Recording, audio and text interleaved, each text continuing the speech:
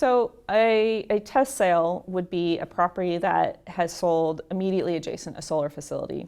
And we compare that to control sales, which are homes of similar characteristics that are removed from the influence of a solar facility.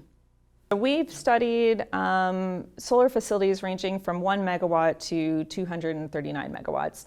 And also, a lot of the academic studies out there tend to approach this from a macro approach. They're looking at thousands and thousands of data points, whereas at Cohn Reznick, we're using a micro approach where we're looking at individual transactions.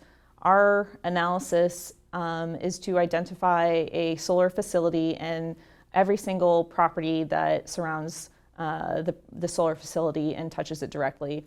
And then we identify any and all transactions that have occurred. So we are identifying properties that have sold directly adjacent to the solar farm. And then we compare that to a control area.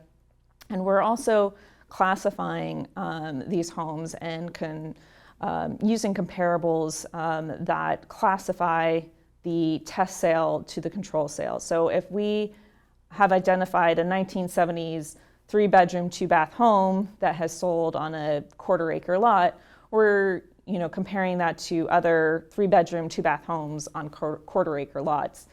Likewise, if there is a 1920s farmstead property on 10 acres, we wouldn't be comparing that to that 1970s 3-bedroom, 2-bath house on a quarter-acre. So we're comparing apples to apples here, as opposed to a singular data point against thousands of data points. We're making sure that the buyers of the test home are similar buyers to the control home.